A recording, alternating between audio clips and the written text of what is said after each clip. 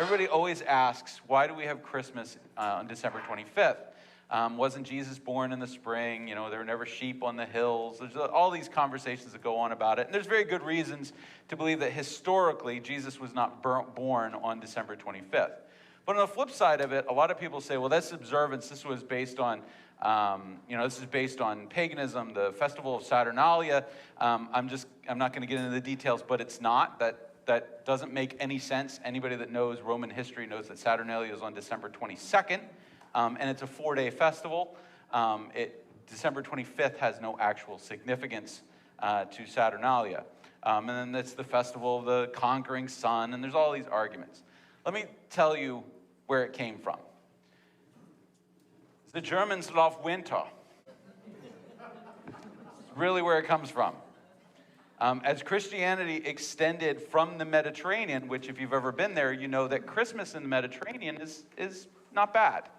That's pretty nice. But as Christianity spread north into Northern Europe, the winters are cold and they are dark. And we are the Germans and we are fighting the Vikings during the winter. And basically, as the Germanic tribes converted to Christianity during the Middle Ages, they said, well, look, we've got this festival in the spring, what we call resurrection or Easter or all these terms. And a lot of the terms that we have are very Germanic. Lent is a Germanic word. It means spring. So they had all these spring festivals, and they said, but we Germans, we like to celebrate when winter turns around. When you get to the depth of winter, and then things start to get brighter and start to get lighter, and we start to work toward the spring. So what can we celebrate in the winter? And they said, well, we've already got the death of Jesus, and the resurrection of Jesus, and we've got, and they started to go through the list of all the things they had.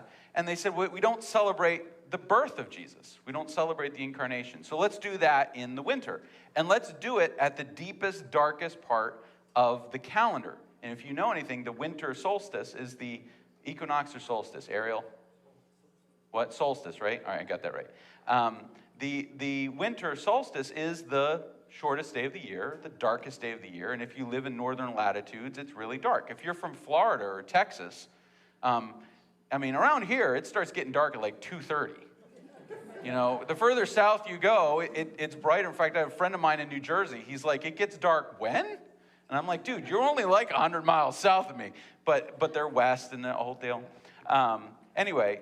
So the deepest, darkest part of winter, they said, let's celebrate the incarnation of Jesus. Because was there a darker time in human history than the day before Jesus was born and the world started to see salvation? And so that's really where it comes from. It comes from the German Christianity during the early Middle Ages, late antiquity, early Middle Ages, saying, what can we celebrate? How can we celebrate the incarnation? Let's celebrate it at the low point of the year, and then build to the spring and the resurrection. And that's really where that came from. It comes from Germanic Christianity. Now, everybody will tell you other stories, but that's really where it originated. But that's really why we celebrate Christmas in December. It has nothing to do with Roman paganism. It has nothing to do with anything like that. It has to do with Germans converting to Christianity and saying, what can we celebrate to let us know that life and light has sprung in the world? And let's celebrate Christ in December. And that's really where it comes from.